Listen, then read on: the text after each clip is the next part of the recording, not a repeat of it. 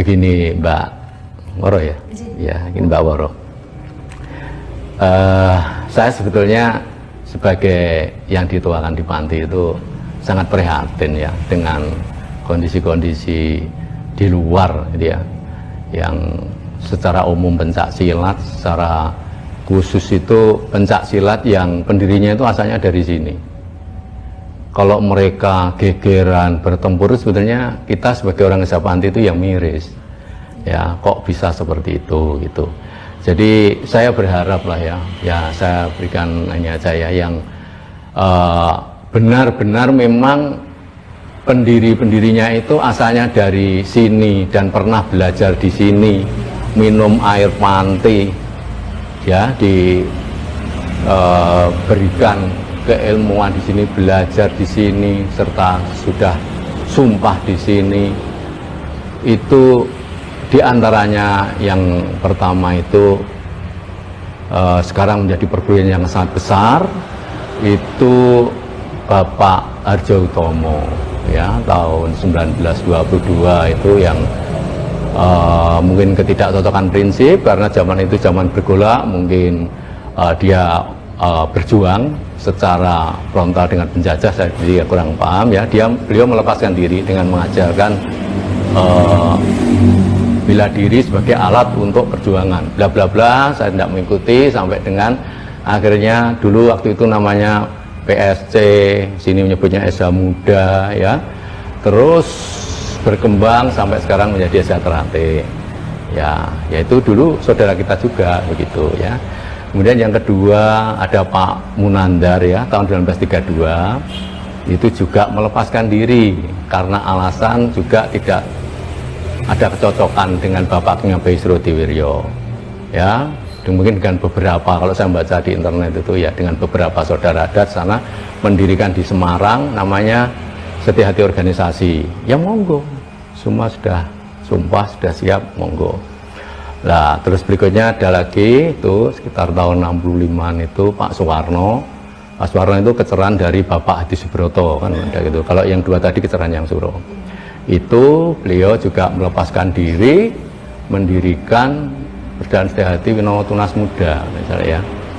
Dan mungkin dengar lagi ada tapi belum besar ya, tidak saya sampaikan lah. Nah, dari situ mereka-mereka ini dulu kan belajarnya di sini, otomatis meskipun tidak ada kaitan secara organisatoris maupun keilmuan, sudah berbeda loh kan, sudah dia mengkreasi dengan sendiri-sendirinya ya, memodernisasi atau gimana. Lah, itu saya sebagai pengasuh ini berharap jangan lagi ada pertikaian, khususnya di Madiun sebagai pusat berdirinya Setia Hati.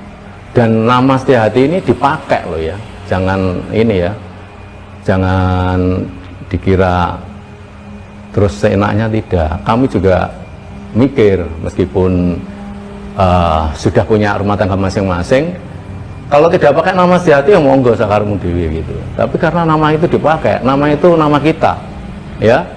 Lah, karena beliau-beliau ini memakai nama Setia Hati, ya sudah barang tentu tetap menyangkut kita. Katakanlah sebuah sekolah, dia SMP 1 misalnya, terus dia di luar berbuat jahat misalnya ya, wah teman-teman ya dipanggil, dia tidak bisa lepas dari murid SMP 1. Nah itu loh, kita agak miris. Mari, saya berharap bersama Bapak Juru Kecer, Pak Ismadi dan seluruh saudara-saudara Setia Hati, sudah bukan zamannya tidak usum, jangan merasa paling sama.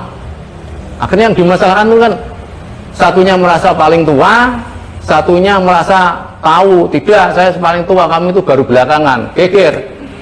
Nah, seperti yang saya sebutkan tadi, kita tidak pernah ngeteng-ngeteng sumpah, bukan, apa itu, tugu, gambar ini, jadi geger, sekarang kan sudah mulai gitu. Ya, kalau mungkin satunya masih kecil tidak geger, kalau sudah sama-sama besarnya, pedoan ini, ada yang dibarani. Akhirnya dilarang di Wonogiri, ya toh, terus lagi terjadi pengerusakan di Sragen dan sebagainya ya.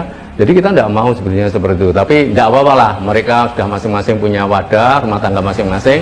Sekali lagi saya jelaskan, tidak ada hubungan organisatoris maupun keilmuan. sudah berbeda semua. Ya, itu bukan apa-apa. Marilah, dengan karena mereka itu semua itu pernah belajar di sini, semua, Mbak, yang saya sebutkan tadi. Kalau yang lainnya saya tidak tahu, tidak tercatat di sini. Kalau yang saya sebutkan memang beliau dari sini, asalnya sama dari sini semua, dari desa kita. Ya, saya berharap rukun, tidak ada sama dari sini semua. Ya, jangan mencari perbedaan. Kalau perbedaan disatukan tidak bisa. Perbedaan biar tetap perbedaan jadi khasanah budaya kita. Ya, yang bersatu siapa? Orangnya. Kalau ajaran disatukan tidak sama, no. Nanti yang satunya itu harus fisiknya bagus dulu, baru ini yang satunya tidak, loh kan berbeda. Ilmunya yang disampaikan juga berbeda, ya. Nah, maka itu tadi mari kita wujudkan. Madiun ini sebagai kota pendekar, tunjukkan dengan perilaku yang baik. Ya, ini dari Panti seperti itu, insya Allah dari Panti tidak aja yang neko-neko. Ya, kita wujudkan bukan dalam bentuk slogan, kalau Pak Abbas menyampaikan, tapi dalam bentuk amaliyah, perbuatan perilaku. Mulut dijaga, perilaku dijaga, insya Allah selamat, tidak terjadi gegeran. Nah, itu dari Panti seperti itu, ya. Jadi mulutnya, celumetannya dijaga, ojo wis, wah, dah. Dan itu yang terakhir saya sampaikan, mengingatin tadi Mbak Oro sampaikan bahwa kenapa kita tidak pakai sedulur tenggar terus sudah diganti. Ya, jadi kita pakai Panti Setiati 1903. Jangan ditanya lagi, Mbak kan sedulur tenggar. Iya, itu gitu, tapi oleh yang sudah diganti. Ya, dan setelah diganti tidak boleh dipakai lagi, tidak boleh muncul itu. Karena yang tidak setuju. Itu loh, ya tidak setuju. Joyo Gendut kan mengandung kesombongan, tidak sebutkan tadi.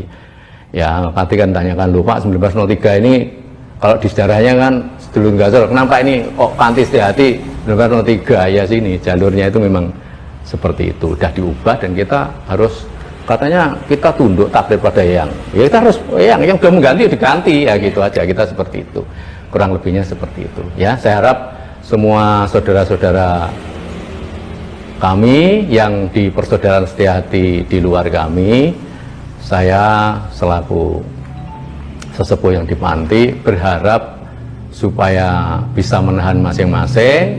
Kita wujudkan Madiun sebagai kota pendekar ini sebagai percontohan bagi kota yang lain bahwa pencak silat bisa damai, pencak silat bisa menyatu dalam arti human religion dan menjadi kasanah budaya, Mbak Woro, ya, sebagai tinggalan nenek moyang. Saya